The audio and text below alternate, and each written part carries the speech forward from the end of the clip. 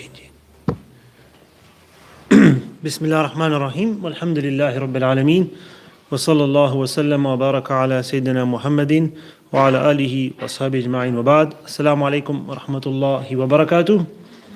And welcome to our drop-in session on Imam Ghazali's Ihya Ulumuddin, the revival of the religious sciences. We're going through the first book, the book of knowledge, Kitab al-Ilm. And as we've said before, each class is independent of other classes really. And today's topic is adab, or etiquettes of the student and the teacher. Probably going to cover the etiquettes of the student today, and then inshallah next week's topic will be etiquette and those things that are related to the teacher and the guide, as Imam Ghazali mentions that. Last time we talked about debates and the problems with that and the perils of disputation and that kind of thing. Today's topic is adab, etiquettes of the seeker, etiquettes of the student and the teacher, both. But we'll probably cover half of that today, which is the student. So Imam Ghazali gives 10 etiquettes, 10 points of discussion for the student. So today we're going to talk about 10 things, inshallah ta'ala, mentioned by Imam Ghazali. It's a very important section of the whole book, to be honest. It's one of the most important sections of this whole section of the Ihya Ulumuddin. The adab, or the etiquettes, manners, intentions that are required on the journey of seeking knowledge. There is no particular order, to be honest. I mean, we could discuss them in any order. Imam Ghazali mentions intention towards the end. Normally you'd mention the intention first.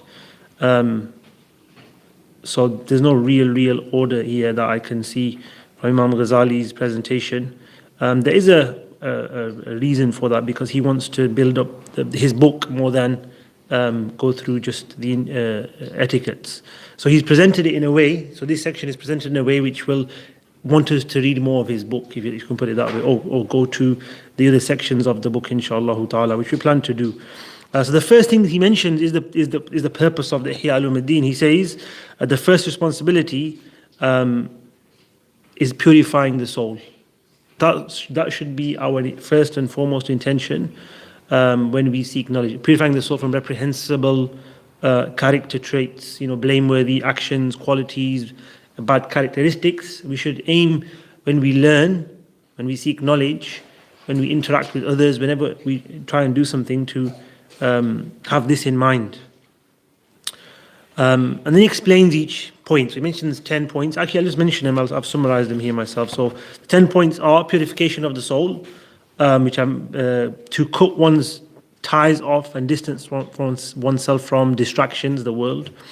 Be humble with one's teachers. Don't delve into differences and disputations and intricate details of religion or the science before learning the basics. Study the praiseworthy sciences, all of them. Get something of all of them and understand all of them to some degree, not in depth. And then study the best of what is on offer, which again Imam Ghazali tells us is ilmul mu'amala wa ilmul mukashafa, which we talked about before, which is the science of interaction or conduct with Allah subhanahu wa ta'ala, or in general, our conduct.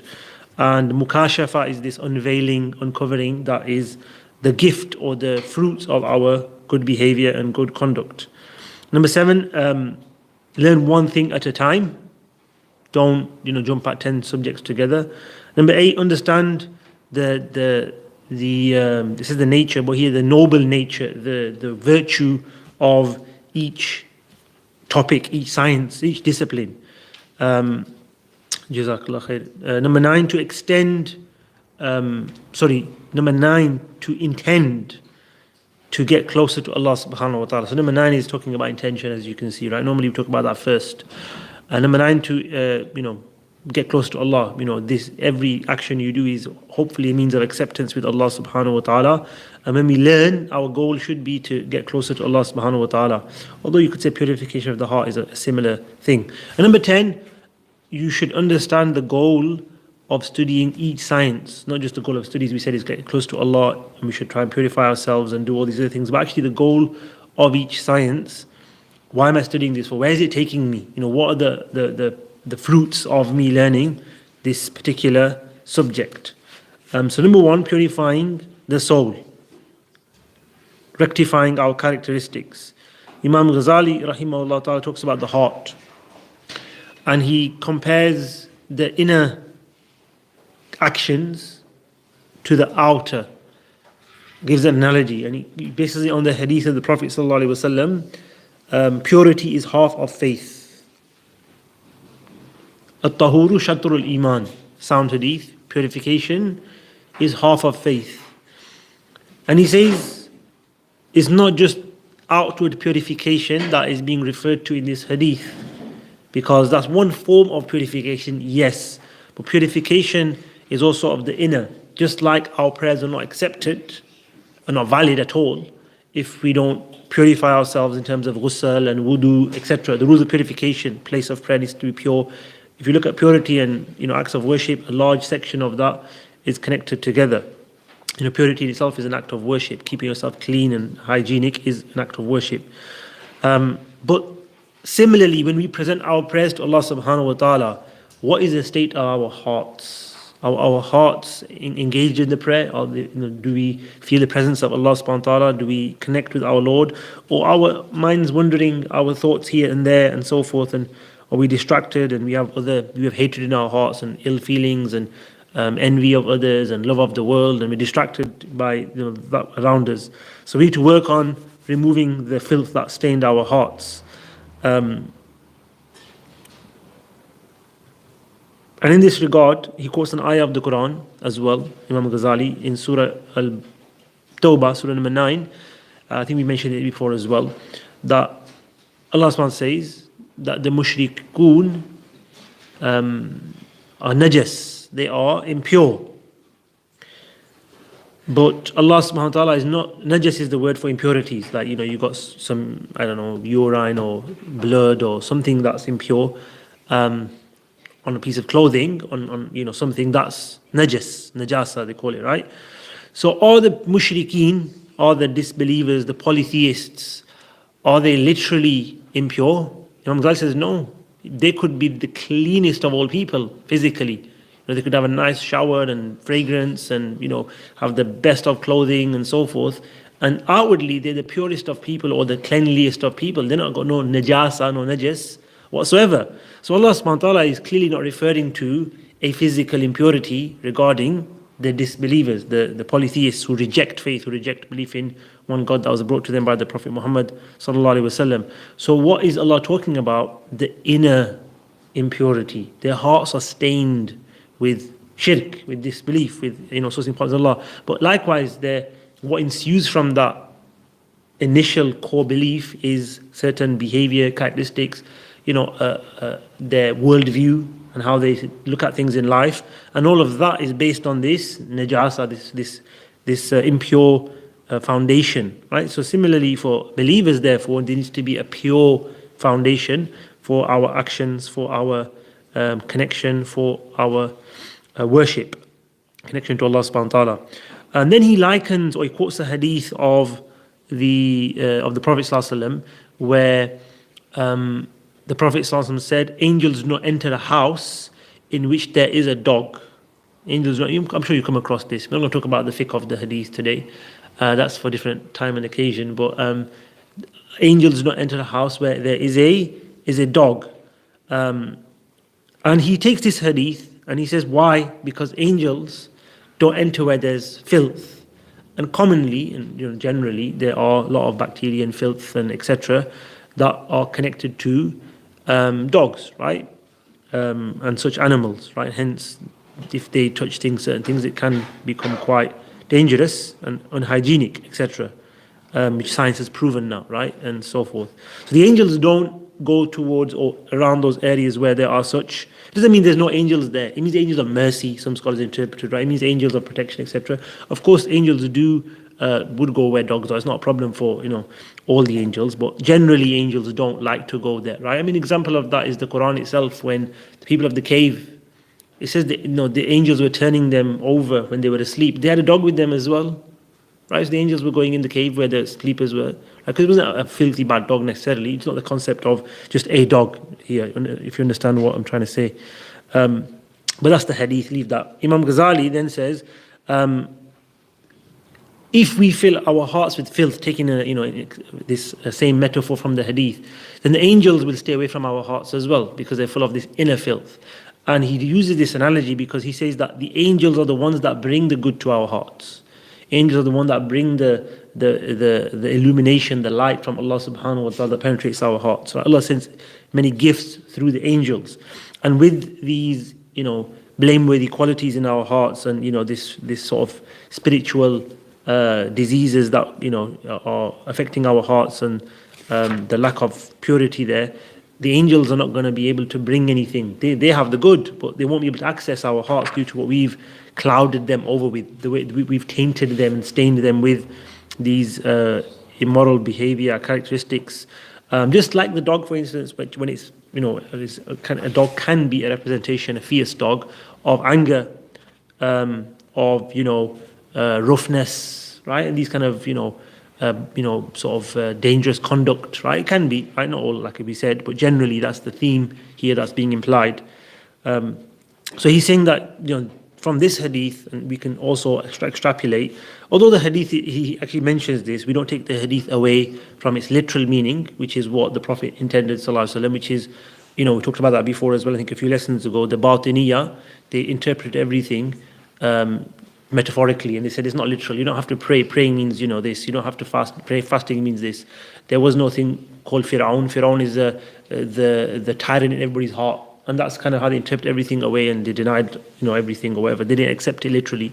So Imam Ghazali says, I'm not doing that with this hadith, but I'm trying to help you understand that this is something we can learn and take from this hadith. And we keep the literal meaning there as well. So then he says, just like, we made that metaphor of the dog or the qualities of a dog. Similarly, those are sort of certain qualities that exist in us. Some of us have uncontrolled anger. Somebody with uncontrolled anger cannot have access to the divine gifts and these lights and illuminations, and we need to work on ourselves. Some of us have, these desires and craving and passions and, hatred and envy that's burning us up inside. These are not hearts that will allow or have access to the divine openings that we all wish to seek. We all hope that we get some kind of kindness from Allah subhanahu wa ta'ala. There's a role we have to play, which is our own struggle to Allah subhanahu wa ta'ala. And he says this is important. Why? Because if you see a student who's bad behaved, if you don't go against their principles and culture, etc., that happens. So we don't blame the whole group. Then the second point, or the second etiquette or element on the journey of seeking knowledge, and this is more for full-time students, but we can apply it to ourselves and we'll put it in context. Is to diminish, he says, his ties with mundane occupations and distance himself from family and homeland. So the etiquette of seeking knowledge is to get away from distractions, if you can put it that way, is to get away from things that busy you. So if you're going to be working full time and got a family to look after and then other responsibilities, you won't have much time to seek knowledge, right? You need to have done it before then. And that's what Sayyidina Umar said, seek knowledge before you're put in responsibility. When you've got responsibility, you'd have very little time for seeking knowledge. So seeking knowledge is something that needs to be done when one has the time to do it. It doesn't mean if you haven't done enough, you don't do it later on, but it becomes much more difficult. And in those days, obviously, people who travel for knowledge, so they'd go away from family for several years. And distancing oneself is actually beneficial because it allows you to focus, allows you to get away from the distractions. But that's for full-time, full-on students that, have gone and dedicated their lives. For us, let's contextualize this. For us, if we're studying, then we should, this is what our case, we should most definitely dedicate a few hours of our week to study. That's what I would like the whole of this community and everyone out there to do. Say, can I do 2 hours, or is it 3 hours or 4 hours? Because you can spend 5 hours on your phone every day. Because you can, go out to meals with your friends in the evenings for 5, 6 hours. Because you can go on weekend breaks for 2 weeks and take holidays, or 2 days and take holidays off. So you can't give, Allah, not me, not anybody else, Allah and your own soul, 2, 3 hours a week. Like out of those 140 plus hours you've got, 2 hours we're asking you, it's not even, I think it comes out as it just comes out under 1-2%, right? 1-2% of your time of your week. That's it, 2-3 hours a week. It'd be good if you could push to 4, 5, 6, and we're more than capable of doing that. But let's start off with that 1 or 2 hours, right? Say, okay, 1 hour a week, I'm going to attend a class, I'm going to read a book, I'm going to make some kind of change in my life to learn, right? And I don't want to be distracted. So the point of that 1 hour is it's just for you and yourself. Right, you and the book, you and the class, you and that learning, right, and away from distractions, and it doesn't really happen, and it won't happen if you stay at home in your bedroom with your phone and your laptop and your TV and everything, right? So, and the internet as well, right? That's the biggest killer of all. So you need to get away from that. So putting it on a modern level, we do need a time where we go away. You turn your phone on when you come to class, not on. When you get away from all the distractions, alhamdulillah, your family will be fine for an hour. And if anything happens, it happens. We ask Allah for protection wherever we go. In the past, they never had mobile phones or communication. And, when they would leave home, they would leave with a lot of worry because they don't know what's going to happen and journeys those days were like weeks, months. So they didn't know what's going to happen. Imagine these people, they're going away for 6 months, a year, 2 years, 5 years. They don't know what's happening. There was obviously the postal system, and people did, keep in contact like that. But there was an instant, I got an answer. This has happened, come back. It might be somebody's passed away, had their janazah done, everything. And, 8-9 months later, you get the news. That's what it was like in the past. Maybe it might even be your family member, but Allah protect you, like I said. But that's what it was like in the past. So, for 1 hour, we can't just turn the phone off and say, oh, I've got emergency call expected. What's an emergency call? Unless you're genuinely like on call somewhere that you got a job or a really, I don't, most people, what's the emergency call? My friend's going to call me at 9 because we're going to go somewhere at 10. That's an emergency call, right? No, it's not. Tell them to call at 9:30 after the lesson's finished, right? So I'm finishing at this time. Turn your phone on after the lesson so they'll know when they phone. Oh, you're in lesson, or your phone was off. Yeah, my phone's off, I'm in lesson. Everybody knows where you are. They leave a voicemail and you can get back to them later. We just don't do these basic things, really. It's really important we do that because it's for yourself, really. This is where we need to focus on. Imam Ghazali quotes ayah of the Quran. He says, Allah subhanahu wa ta'ala has not placed in a man 2 hearts, in the soul, or in the chest, in 2 hearts. Meaning, He hasn't given an ability for us to, focus on 10 things at once. And He gives a beautiful example of a brook where water comes from, and it's got so many different passages, right? Water's going everywhere that it doesn't get anywhere in the end. If you only got limited amount of abilities and energy to give, if you've got 50 things happening, how dedicated are you going to be to each one of them? So the more you cut down on ties, the more you cut down on responsibilities and engagements, etc., the more time you'll have for yourself, and the more productive you'll be in each other area. The more you'll keep on top of things in every area. And that's, I think, people who or in a working life understand that, right? That the more you dedicate to one area, the better it becomes. And then when you get a lot of things on your plate, everything suffers, right? So it's a rule of life we should learn. And there's a point in our lives where we need to seek knowledge of our practices, of our religion, of who we are, our beliefs. So we need to dedicate that time in the right way. Like I said, 1-2 hours a week start off with. If you can do more, do more. But if you need to commit yourself to something, and what you need to commit yourself to, we'll talk about, inshaAllah ta'ala. But don't scatter your efforts. Number 3, the third responsibility and etiquette that a student should have is to, I said be humble to one's teacher, but really just be humble overall, right? To not be arrogant and not be sort of self-righteous, but to realize that this path of seeking knowledge and any,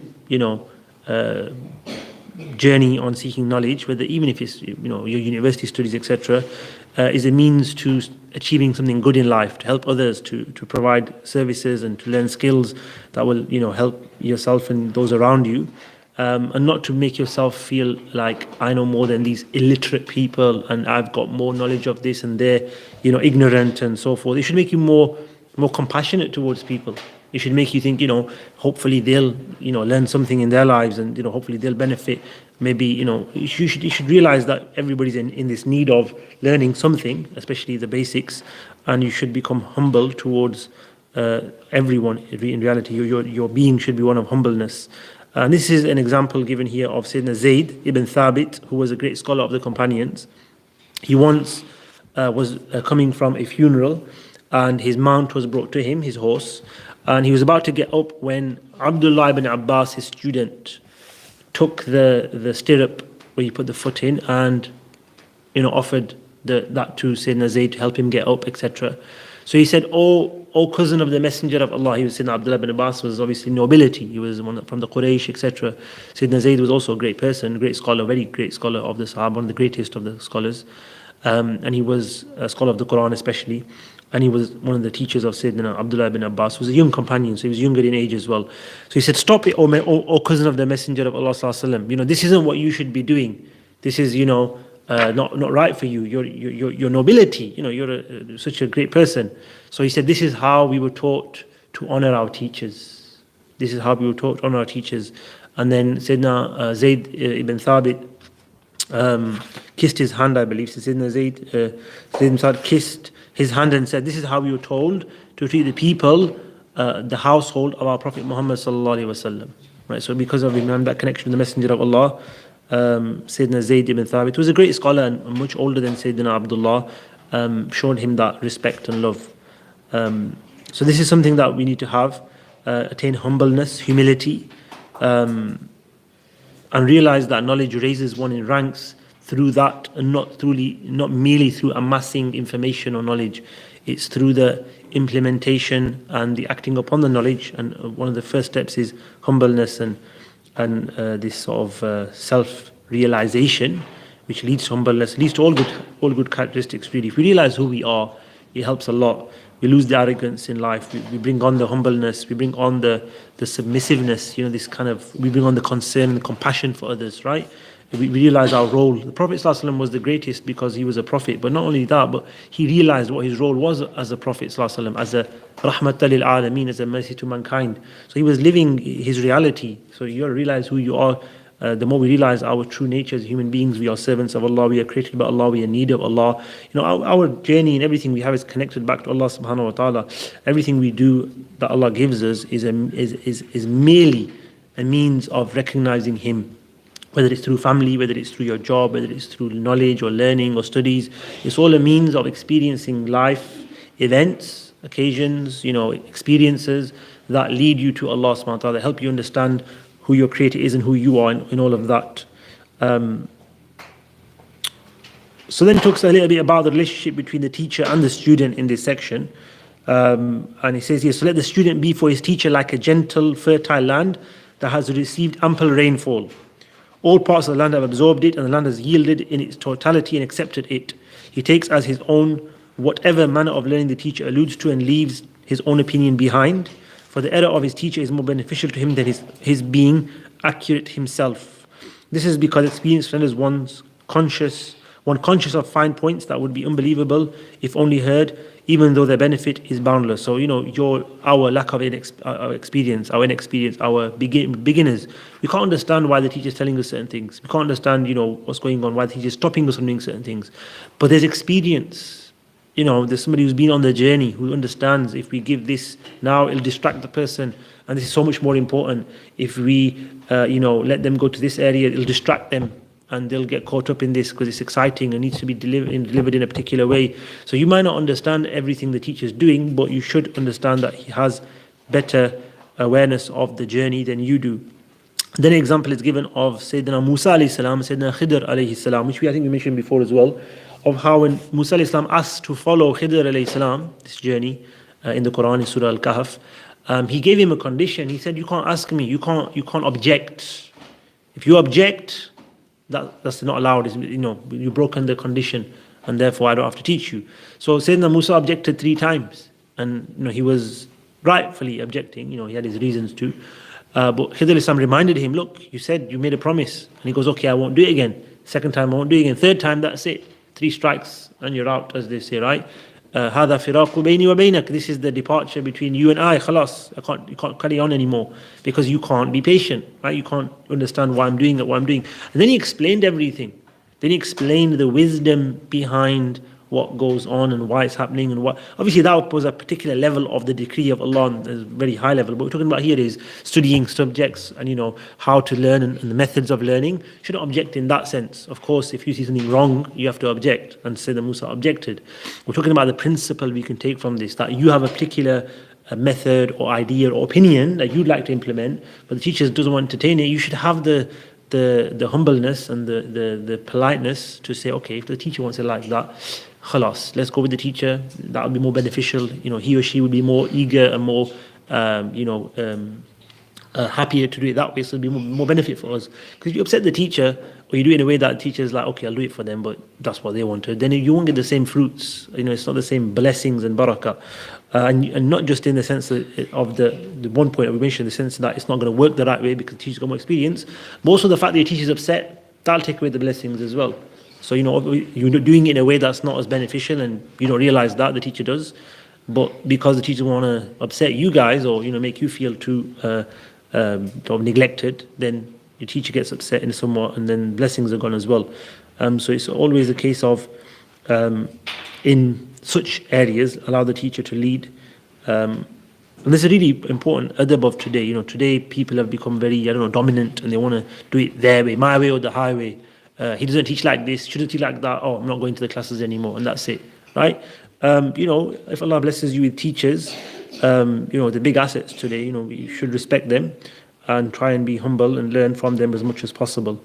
You don't have to do that to me. You can say what you want to me. When you come across good teachers, do be kind to them and follow them wisely. But of course you can, and it talks about questioning and you shouldn't question the teacher, etc. So of course questioning is allowed, but to learn, not questioning in terms of why this way, why that way, always the whys of objectional questioning, let's say, or challenging questioning.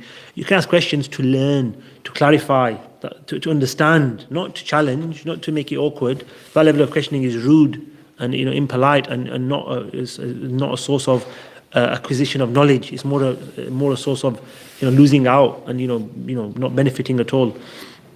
It says here, Sayyidina Ali said, so quoting Sayyidina Ali from Al-Khatib al-Baghdadi, among the rights of the scholar among you are that you do not question him in excess, nor press him for the response.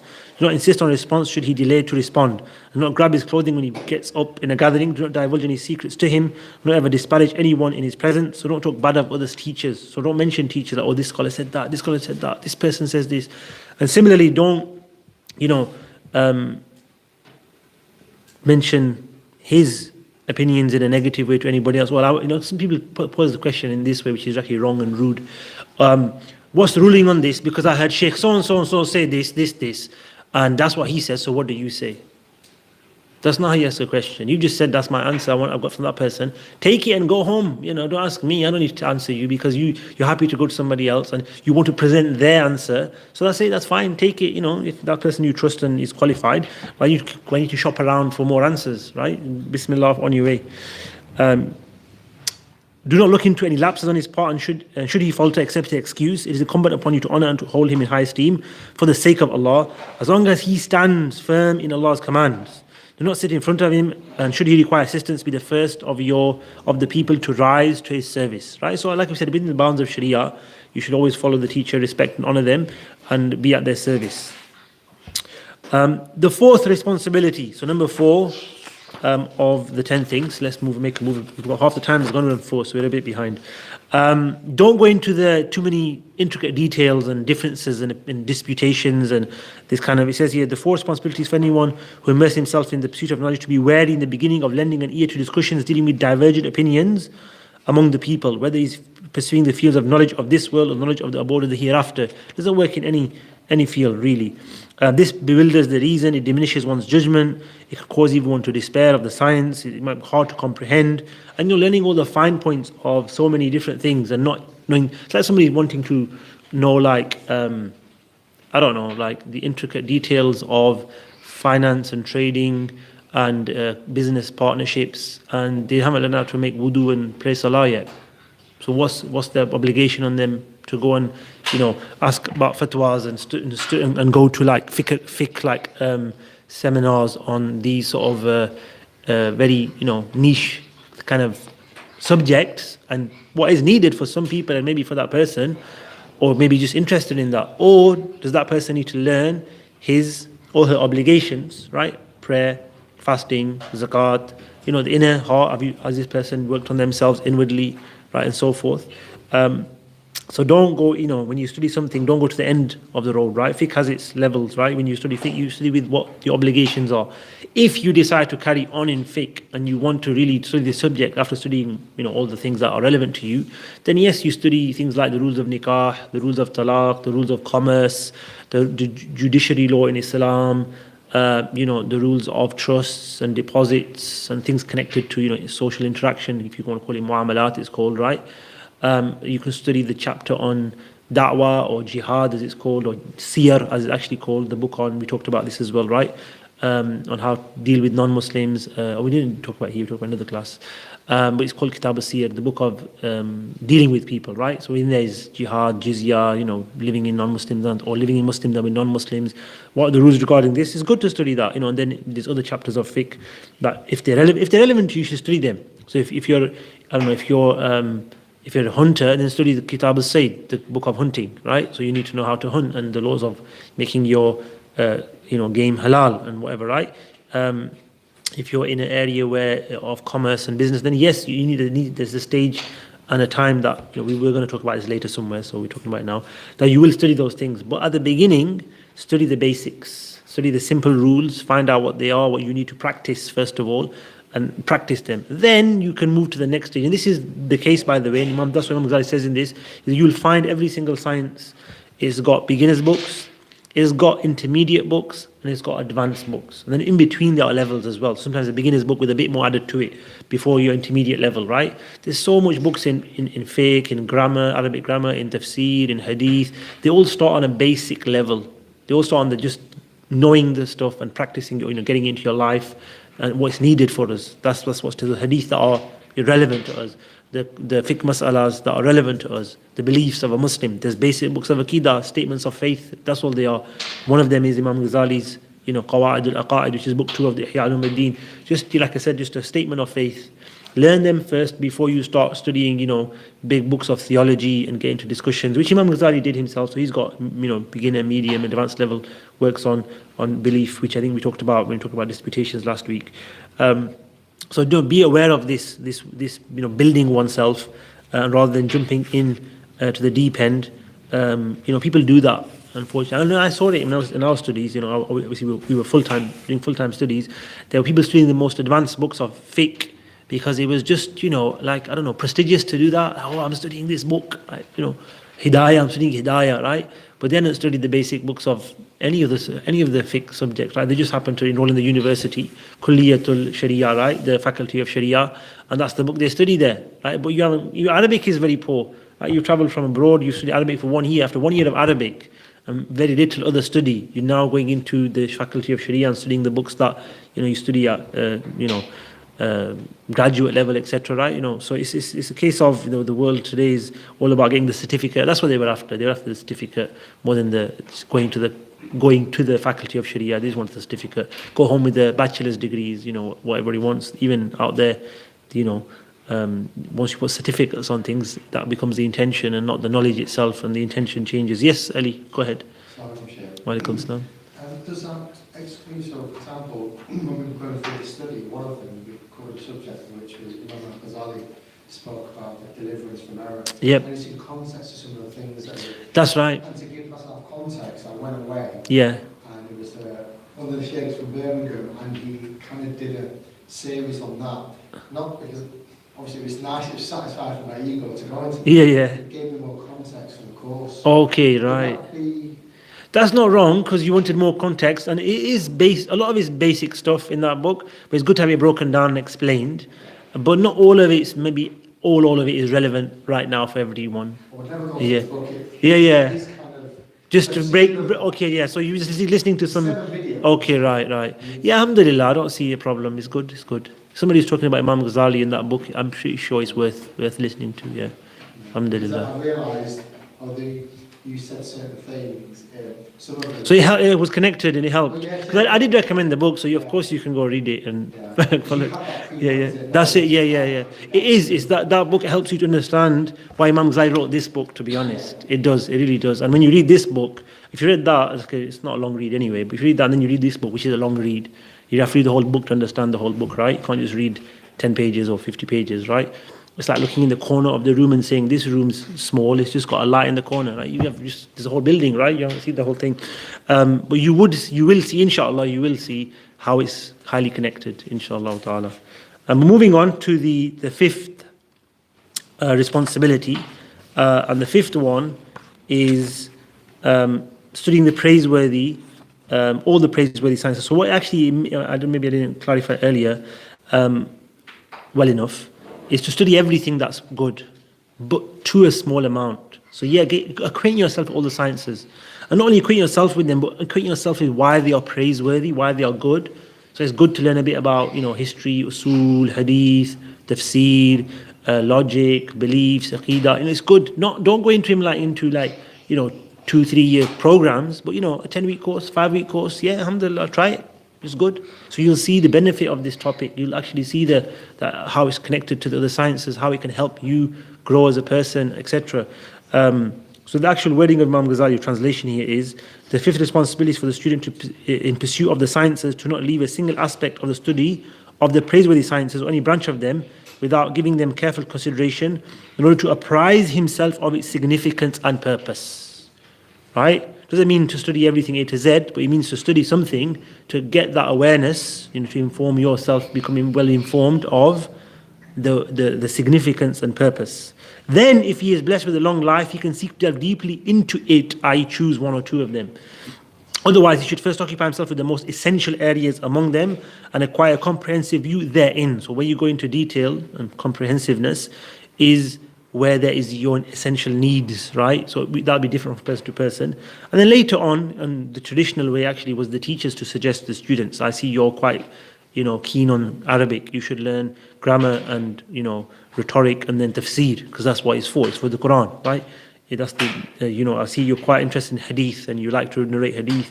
So learn the hadith, memorize hadith, understand the sayings of the Prophet ﷺ, etc. You got a good kind of brain for discussions and logical approach. You should go into dialectics, aqidah, and beliefs. See, you got this idea. You're practical and you want to help people. Fiqh, fatwa, right? Go and learn about usul al-fiqh and so forth. So teachers would help students to kind of pick a specialization, but initially there's no specialization. Initially, it's just study a bit of everything, a bit of grammar. You need a bit of everything for it to work anyway. So study the level of the beginner's books in all sciences. Because it's good for you. Talking about a full-time student, but even for ourselves as everyday Muslims, we should try and learn a little bit about the different sciences of Islam. It really helps. I taught inheritance law once, which actually is relevant, to be honest. Although studying the law isn't, you can always get a fatwa from Mufti. But it's good to know the stuff so you have awareness of how it happens, right? And really, the students were amazed. They're like, subhanAllah, we didn't know our religion has such amazing laws. So it was just learning about inheritance, but you realize how beautiful Islam is and what is provided for Muslims and how just and good it is. And that feeling you get by learning about inheritance law. So it was actually worth it for that, not the inheritance law in a sense. Maybe they didn't take much inheritance law from the course, but they actually saw the beauty of Islam through it. So this is why you should acquaint yourself with the basics of a lot of things, right? Because you can actually see how Allah subhanahu wa ta'ala, how it's divine. It's not man-made law. It really is from Allah subhanahu wa ta'ala, right? That's our firm belief. And that's something we should kind of try and search for and find out. The only way you can do that is by learning the law, by learning the sciences. That's why, getting the little bit. So even like studying usul hadith, for instance, why would you want to study the classification of hadith? It doesn't really concern most Muslims, to be honest. It's a big hoo-ha somewhat this day and age. But really, the scholars have done it. The classification of hadith majority has been vastly done. Very little hadith that need any attention, and enough hadith, not many, there is no real major discussions left, to be honest. But why would Muslims need to do that? Okay, students of knowledge, if you're going to study the traditional curriculum, you'll study quite a decent level of that study. But still, I would say yes. Learn a basic book, a 5-10 week course, just to get yourself acquainted with the sort of the service that those scholars did for Islam and the Sunnah of the Prophet ﷺ, the struggles they went through, right? The massive amount of work and scholarship they achieved in their lives, and how much they dedicated to serve the Muslims at large. So yes, that's what you'll realize through that. And you actually respect hadith a lot more, and you actually respect the religion a lot more. So that's the goal behind learning everything. It's not necessarily to become a scholar in every field, because you can't, that's just too much. But it's good to learn a little bit of everything, just to get that awareness, get that idea of this whole topic in Islam. It really is important. So that's kind of what you were doing earlier, so it's fine. Keep it up. Do more of that, inshallah ta'ala. Barakallah feek. So moving on to number 6. Number 6 is, it says here, to pursue in each field the best it has to offer, since a lifetime journey does not allow one to pursue the totality of the sciences. In some cases, one must specify the fragrance alone, while considering all the strength of knowledge that is achievable without difficulty. So really study the best of each science. And Imam Ghazali actually tells you what that is. He says, here I mean the 2 categories of knowledge, the science of ilm al-mu'amala and ilm al-mukashafa. So he mentions it here, right? So the science of conduct or interaction, i.e. with Allah subhanahu wa ta'ala, your behavior. And actually mentions a beautiful point here, which we kind of talked about last time as well. We talked about this before. He says, for the object of the science of mu'amala, ilm al-mu'amala, science of conduct, interaction, behavior, is mukashafa, is unveiling. So you, through your comportment, through your self-purification, through your working on yourself, you will then attain this unveiling, this uncovering. So first of all, you should intend that, but actually you should learn about it. So the first thing you might say was that as well. That was make the intention of purifying your soul. Work hard on yourself. But actually there's something to learn. Reminders. It's not learning as in theoretically. Actually, Imam Ghazali goes on to say that this is not just a theory. It's not theology, for instance. It's not just learning fiqh itself. It's applying the knowledge and working on oneself. And he gives the example of Sayyidina Abu Bakr, Sayyidina Umar, Sayyidina Ali, Sayyidina Uthman. And he actually says, if you were to present all this theological discourse to them, they probably wouldn't bat an eyelid towards it. They'd be like, what's this? This wasn't what Islam was at the time of the Prophet ﷺ. This isn't, what faith is. This is your, discussions. This is your, almost like your innovations, because they weren't there before, right? They were innovations in that sense. But they're good in the sense that they were required to refute others. So what was their iman then? What was where did they get their firmness in faith from? It was from something else. It was from this internal conduct. It was from their connection to Allah subhanahu wa ta'ala. It was their spirituality. So work on that. It's not theory. It's not like don't learn a subject necessarily, but work on yourself and learn about how you can improve yourself. And that's what the companions were always looking out for when the Prophet told them virtues of good actions, or how to attain more rewards from Allah subhanahu wa ta'ala, or a blessed time to worship Allah. They would pay a lot of attention to that and act upon it. One of the examples of that was the Prophet ﷺ recommended doing things early, and today we do everything late, right? And one of the companions, I think his name was Sa'd al-Ghamidi, rahmatullah anhu, he said that when I heard this hadith of Prophet ﷺ, I started to send, and the Prophet would send out expeditions and everything early in the morning. And when I heard this hadith of Prophet ﷺ, that my ummah is blessed in being early, I send out all my caravans of goods early in the morning. Like, let's get them really early, because the Prophet said that, because I became a very wealthy man. Became very, very wealthy. Why? He acted on the advice of the Prophet ﷺ. It was for a worldly thing. Actually, it wasn't for a worldly thing. He attained blessings from Allah, right? And then he would have used that in the right way. Similarly for us, when we act upon the advice of the Prophet ﷺ and we work on our hearts, which is what the Sahaba did, then we will have that opening. Then we'll have that faith and iman that's in our hearts. It's not based on, that's the problem of today's whole discussion in itself. For this I would recommend something called Mind Pick. Mind Pick, any bit of Mind Pick. It's a new something that started from Isnad.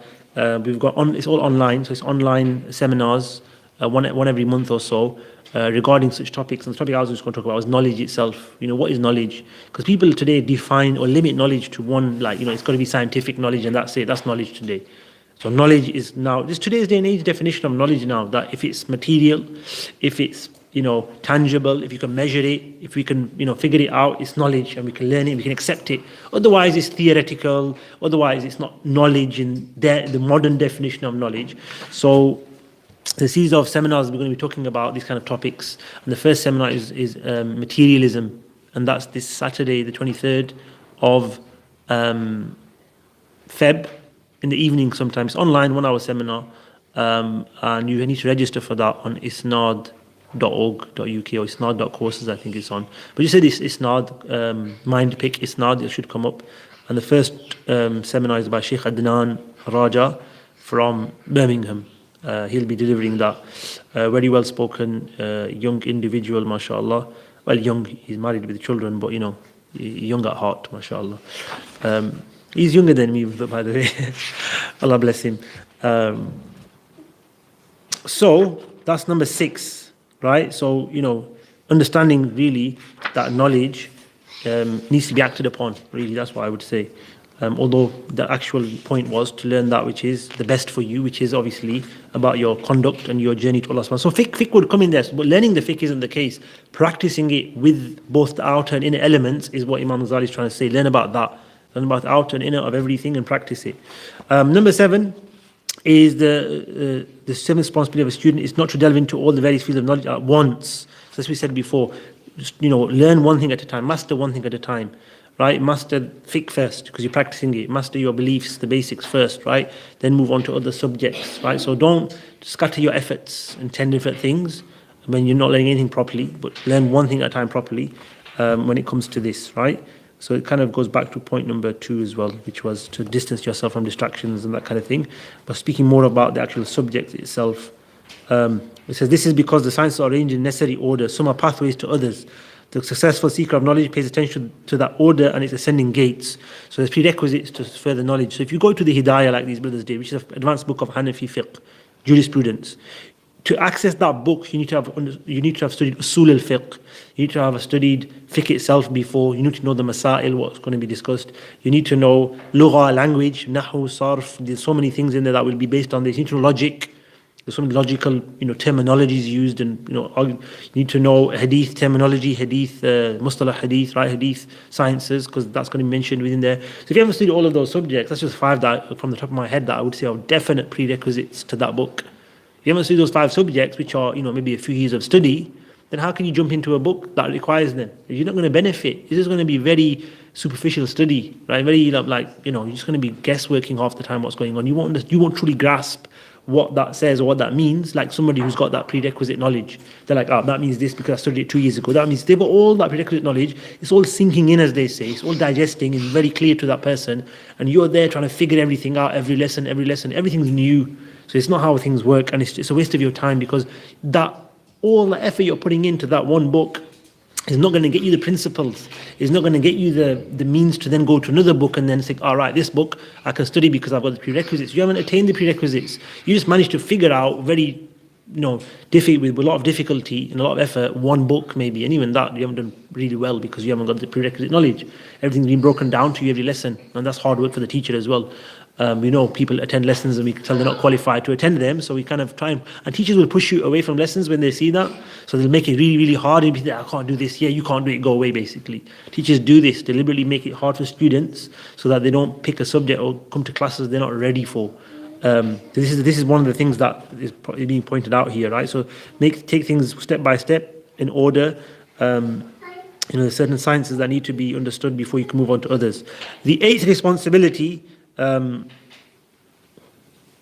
is to understand the manner in which the noble nature, which we said, of each science, like what is the actual virtue and merit of these sciences, and hence what I should study more, what should be given preference, like for the kifaya levels. Okay, now I've studied everything, what's the most virtuous thing to study and take part in? Is it medicine or astronomy or maths or geometry? What is it? What should I study, or what should I put my efforts towards? So it says here, an example of that is the difference between the religious sciences and the science of medicine. The fruit of one of them is eternal life. From the science of religion, you get eternal bliss if you're successful.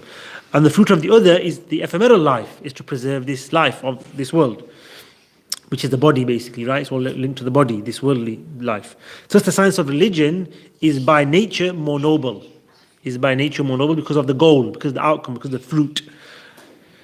And similar from the point of view of the second facet of the science of mathematics and astrology, for indeed mathematics is nobler because of the reliability of its proofs and the efficacy. So Maths is based on solid facts. Logic is all maths, basically, isn't it? It's like 1 + 1 = 2. Angles of a triangle add up to 180 degrees. Right angle blob. It's all facts, all figures. It's all measurable, detectable. Most people define that as knowledge, basically, right? If you can do it that way, it's knowledge. If not, it's problematic, or discussed or challenged, right? But if one were to compare mathematics to medicine, medicine would be nobler, but by its fruit. Says he given its fruit, while mathematics would be nobler given its proofs, its foundations. However, attention to the fruit is foremost. For this reason, medicine is of a more noble nature, even though it is mainly depends on dhann, which is like not guess what conjecture, trial and error.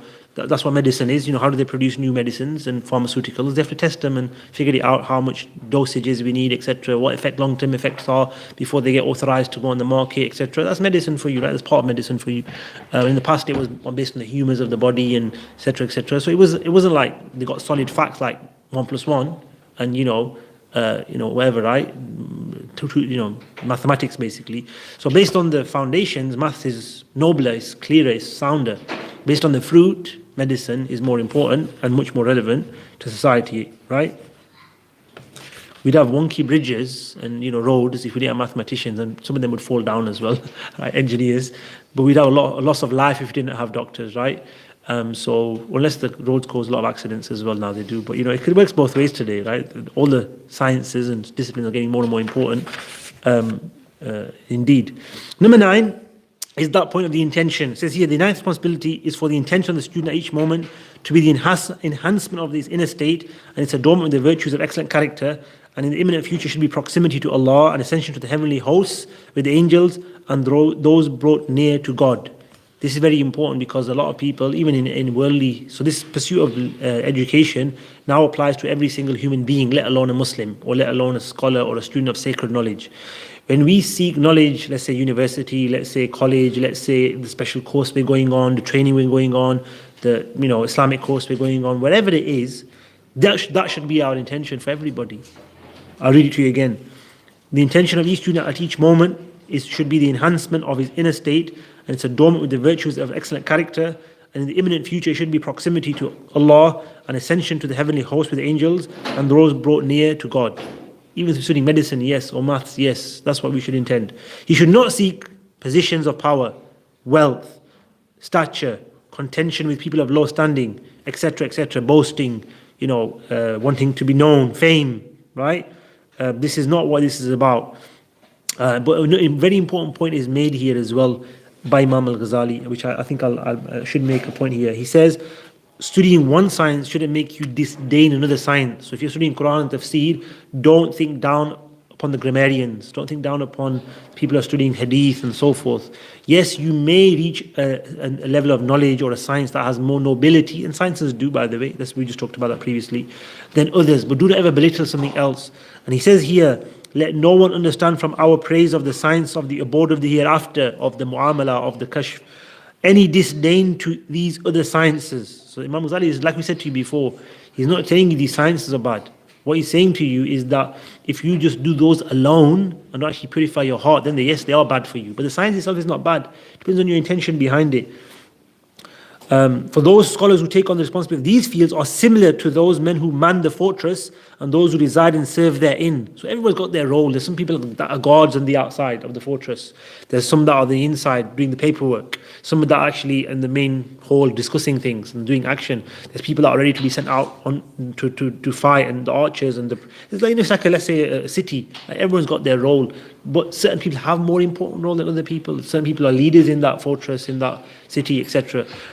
Yes, that is the case. But does the leader belittle anybody? If he does, he's a very bad leader. He doesn't understand the role of everyone in society. Everyone has a role to play. And, the Prophet respected all roles. Manual labor was respected by the Prophet ﷺ. Intelligence was honored and respected by the Prophet ﷺ. Everyone was, given their due right and respect for what they did and looked after. So we shouldn't belittle anybody for whatever they study, and studying one science shouldn't be a reason of us looking down on other people, even from within the religious sciences, and even from a religious sciences perspective to the non-religious sciences, right? And even from the other way around, somebody studying non-religious sciences shouldn't think he or she is better than somebody studying something of religion. There's no such thing. We shouldn't look down on anybody. Ultimately, where you belong in that fortress is actually your intention. Because you could, without the intention, is nothing.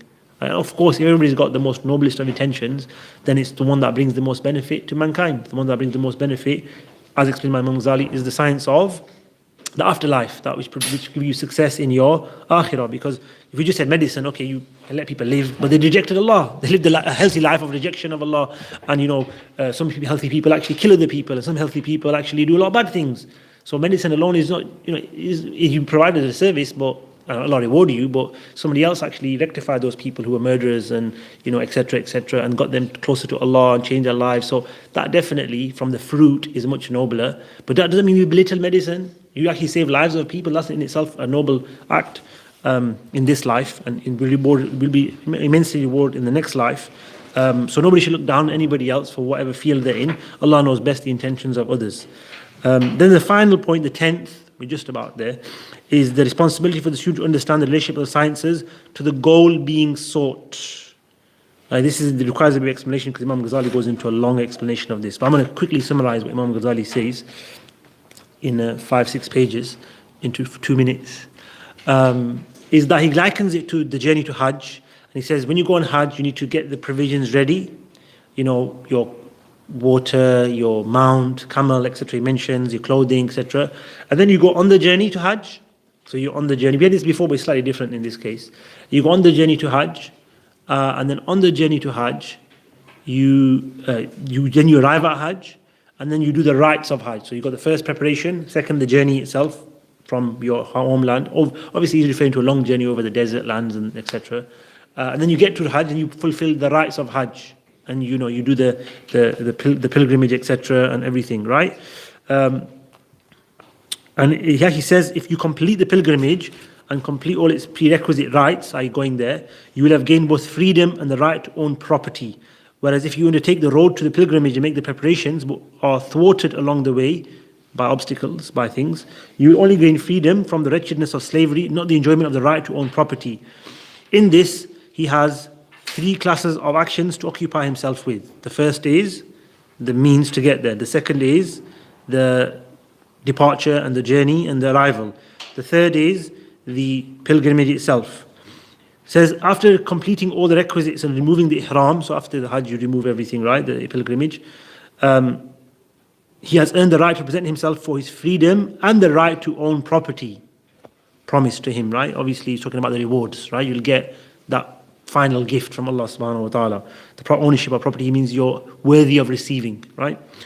In every station he reaches, there are stages, from the initial preparation of provisions for the journey to the end of that stage, from beginning of the journey across all the lands, etc., to the final destination. And in the Hajj, you start the Hajj by labbaik, the ihram, then you go into the haram, then you do tawaf. So each stage has its stages, each station has its various levels and stages.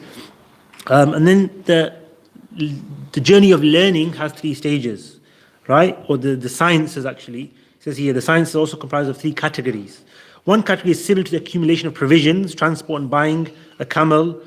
This is like the science of medicine and jurisprudence, and that which is associated with the well-being of the physical body in the physical world. The science, medicine, protects your body. But there's a bigger purpose from protecting the body than just protecting it. Fiqh allows you to do the right actions. Okay, there's a bigger purpose than just doing right actions. Okay, what do I do after doing the right actions?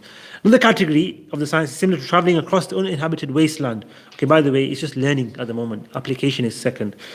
And crossing empty tracks, this is the purification of the inward state of reprehensible character traits and scaling those lofty heights in traveling the path that even the foremost and those who came after them were unable to surmount, save those accorded divine provision. Attaining this knowledge is like attaining knowledge of the directions to a road through the desert and the stages of journeying. So you're on the journey, how do I go? Where do I go, right? Purifying the heart is that journey. Where do I go? What do I do with my life? What stages do I, make this decision? Studies, family, moving, it could be that you travel, it could be that you sacrifice something in life, you give up on something, you change career path, whatever, this is what we do in life. Okay, myself spiritually now, should I be doing these actions? Should I be in the company of these people? Should I be going this place? Should I be doing this class? Should I be attending this gathering? Should I be, who's my friends and my influences, my practices and the things that I do, especially today with so much, filth on the TV and internet and, distractions, let's say. even if they're simple things, even if they're not haram, they're just distractions and they don't spiritually enhance you, they destroy you spiritually. Very, very dangerous time we're living in, a very anti-spiritual world really we're living in. You need to get out of it, you need to detox, right? Detoxification is required. So it says here, yet just as this knowledge of the stages of the journey and the path throughout the empty wastelands provides no benefit without actual travel, in like manner the knowledge of what constitutes worthy characteristics provides no benefit without actually rectifying oneself, and so forth. The third category of the science is similar to the pilgrimage itself and its obligatory rites. This is the knowledge of Allah, His attributes, His angels, His acts, and the entirety of that which we confirmed in our discussion concerning the science of unveiling, meaning that you don't, it's an experience more than a learning, right? You learn through experience here. So going on Hajj for us is an experience, right? You see things on Hajj that you can describe all your life to somebody, but only going on Hajj and actually experiencing them. I know last time we went on Umrah, it was, alhamdulillah, we had the honor of, obviously helping do Umrah. We took them, it was nice to see it because you lose it yourself. They saw the Kaaba for the first time and they were like, Allah. And I was like, I wish I could feel like that. Because obviously it's your 5th, 10th, 20th time, whatever. I've been once, you've seen it plenty of times, and it's not the same as the first time. And there was people, I was like, please make dua for me, because the state, the hal they were in, you could just feel it. You could feel it from them. I'm telling you, you could feel that it's a special place to be with them because it's their first time. So that's what we're talking about here, that the journey has an experience that you can't get from just reading about it, and you can't get from just sitting at home and even listening to it right now. It's not the same. You have to go there to experience that experience, and that's the openings here that you experience. There's nothing you can learn. You have to go there and experience them. And this is something that the scholars haven't really talked about. And those have talked about, you talked about this, may have said things that aren't too clear. We should stay away from trying to explain that experience, because experience, you can't explain the taste of honey. You have to taste it, right? Man dhaqa araf, whoever tastes knows. You don't taste the honey, go and taste some. You just can't describe it to you, right? I'm going to finish at some point here. Imam Ghazali continues talking about this whole idea of the science of purifying oneself, unveiling. But he doesn't mention the details, he just talks about how we should be doing it and how others who succeeded before us did this in whatever they studied. This is what their goal was, and this is what we should point our hearts to. And of course, there's studying certain subjects, like fiqh is essential. Obviously, studying fiqh and learning our actions is important. But I want to finish with one thing, and it's very important. It shows you, and links back to the other book that we talked about, Deliverance from Error. Imam Ghazali says, to finish this section, he says, the relationship of these people devoted to jurisprudence, people are doing learning, to the actual traveler on the path, to the actual traveler on the path to perfect his heart, circumstances, or one who achieves something of the science of unveiling, is like the relationship of those people engrossed in preparation of their journey to the actual travelers. There's people preparing here, there's people on the journey itself, people learning fiqh and all this here, but those practicing it. And so practicing fiqh is the whole idea of purification of the heart. When you're praying, that's purification of the heart. When you're fasting, spiritual exercise. When you're reading the Quran, is benefiting you. There's a fiqh required before, the understanding required before that, practice, rules, laws, you learn to implement here. So people preparing for a journey, you're here, the fiqh, the jurists. People on the journey, are on their way to Makkah, on the way to their what? That experience, right? So you've got to get on that journey to get on that experience, right? So first, give careful thought to this and accept free advice from one who undertook, talking about himself, Imam Ghazali rahmatullah alayhi, and only arrived at it for the most part after expending great effort. So he's not saying this out of boasting. He's telling you that I know what I'm talking about. He's not telling you what's there, because like I said, that gets controversial. He's telling you that there's something there that I've got to, you can get to, others have got to as well. But after expending great effort and boldly breaking away from the general public, the commonality among them and the elite, as Imam Ghazali did, he went away from them by divesting, in brackets myself, obviously the author, the translators mentioned that, by divesting of myself of their imitation based upon vain caprice and passion. This should suffice with regard to the role of the student, right? So this is the journey. We need to get from that learning to a journey that will have fruits at the end. And depending on how much you try in this part, and how far you get here, and the obstacles that come on the path, etc. It's a whole journey. It depends on what fruits you'll get at the end. Hopefully we'll get to Makkah and we'll see the revelations, right? We'll take the Meccan revelations, as they call them, with the Futuhat al-Makkiyya, inshaAllah ta'ala. That concludes those 10 points and the final kind of point there of the journey itself. And so next week we'll be going through the teachers' sort of guidelines. Imam Ghazali just gives advice on what the teacher should be doing for the student. We'll talk about that. It's good to know so it's a good section to recognize good teachers. So if your teachers are helping you do this, I hope I fit into that next week, inshallah ta'ala. You don't know, do you? I've read it, so hopefully I'm trying to, inshallah ta'ala. And then after that, it talks about the dangers of seeking knowledge, like the drawbacks. We talked about the drawbacks of debates and so forth. Then generally now more sort of knowledge and how it can corrupt the character and how the scholars talked about that. So a lot of quotations of how the scholars dealt with the knowledge and how they tamed themselves with knowledge rather than became wild and untamed. And therefore there's going to be some anecdotes mentioned of scholars and so forth. So I'm just flicking forward. It says, the letter of Imam Malik ibn Anas, the saying of Hatim al-Assam. So it's going to mention actually incidents of real people, like real stories, which I like actually. I like this part here when Imam Ghazali tells us the stories of these great men and pious men. Really is inspirational. So that's our next couple of sessions. But for next week, we don't have a class because we've got a special event, a book launch with Michael Harun Sugic of America. We've invited him, he's coming over, so we're honored to host him here at Guidance Hub next Tuesday at 7, I think we start, but 7:30 officially, 7 arrival. So you're all invited to that. It's a free event next Tuesday. You can buy the book. It's called Heart's Turn. It's about his meetings and his experiences and travels with different people of different lifestyles, backgrounds. He's a convert to Islam, so he's traveled for many years. He's a convert for many years as well, maybe like 30, 40 years a Muslim, maybe more even. And he's traveled the Islamic world, UK, the old parts of the world really, and he's written about his experiences. He's got 2 books, Signs on the Horizons, which is his first book written previously, and now he's got a new book coming out. It's out now, I think you can get it online, but it'll be available to purchase on Tuesday evening, inshallah ta'ala. And the event is him talking about the book, his experiences, which is really important. It's kind of what we just said there, but this is not 1,000 years ago. It's about real people he met over the last 30, 40 years, which is quite inspirational.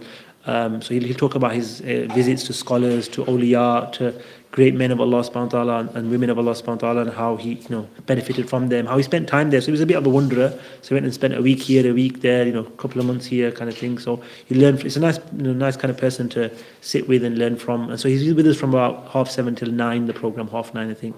So you're all welcome to that next Tuesday. So we won't have this class because we'll be all attending that, inshallah ta'ala. We'll be back in 2 weeks time. So call it half-term break. We've got half-term break, inshallah. Although if this was half-term, you have next week. So we'll be back on, I think it comes out as the 4th of March, is it? Tuesday the 4th of March, we'll be back on 5th of March. 4th or 5th. Can you somebody check on the calendar? 5th of March, thank you. So 5th of March is our next class, and that's the topic, inshallah. Thank you for all coming today, and hopefully see you next Tuesday. You're welcome for that event. Also, we've got lots of events coming up. On Friday, we've got an event on Allama Iqbal, the great poet, philosopher, Muslim thinker. That's going to be delivered by Imam Muhammad Mubashir Iqbal, who's a local Imam. He's local in residency. He's Imam in Rochdale. And he's obviously studied his life in depth. He's a graduate of Jami al-Karam, and he's travelled to some of the Muslim world as well. So he's an Imam in Rochdale now. So he'll be delivering a lecture on this Friday night at 7 onwards as well. Then on Saturday, we've got our 40 hadith intensive of the Ahl al-Bayt. So 40 hadith narrated by the Ahl al-Bayt on Islamic topics, core Islamic principles and topics and mannerisms and characteristics. That's going to be by Dr. Amin al-Astawani. For those of you who study Arabic, you'll know him. If you don't study Arabic, you won't know him. But he's one of our teachers that does some of the Islamic classes here. So he's going to be doing a 40 hadith book. It's a free event on Saturday from 10 till 4. And then on Sunday, we've got our Bid'ah Shirk Tawassul seminar. What is Bid'ah? What is Shirk? What is Tawassul? Practices Muslims do. We're going to be talking about that and so forth. That's this Sunday. You'd be interested in that, Ali. It's a good one for you. MashaAllah. And then on Monday, we've got an event as well. What's the event on Monday, Bilal? Monday is the... That's full. So we're not announcing that. Yes. Yeah, so we're not announcing that. On Tuesday, we've got an event. What's that? The book launch. So the book launch is on that Tuesday, next Tuesday. And that's it. That's our list of events. There is a special event on the 9th of March. What day is that? Anybody know? 9th of March? Saturday. It's a Saturday. Brilliant. That's good. So that Saturday, you need to be available at 2 p.m. because we've got an event on Islam and mindfulness. So we're going into the mental health kind of thing. That's by Sheikh or Doctor. He's a psychiatrist actually. Daniel Jackson is a convert to Islam as well. He's a doctor, qualified. He's a psychiatrist, studied medicine and psychiatry. He's from Birmingham or Alton, which is East Birmingham. He's coming down on Saturday, the 9th of March, from 2 p.m. till I think 5:30. It's about 2.5, 3-hour program. So he's going to talk about Islam and mindfulness. What is this mindfulness? What is Islam's take on mindfulness? How can we as Muslims use mindfulness in mental health, that kind of approach? So that's on Saturday the 9th of March, 2 p.m. till about 5:30. I think they want to finish by 6, so yeah, I think that's a rough time. So you're all welcome. That's free as well, so you're welcome to that event on Saturday the 9th of March, which is about 2-3 weeks away. I don't know. I don't know which of these events will be and will not be, but we'll probably try to live stream most of them, yeah. If you can't make it, then we will hopefully record it for you, inshallah ta'ala. But better to attend in person, nothing like being live and exclusive. So there's a lot going on, so try and avail yourself of some of it. I know you can't attend all of it, but if you can come to some, then you're welcome. Jazakumullah khair, and assalamu alaikum wa rahmatullahi wa barakatuh.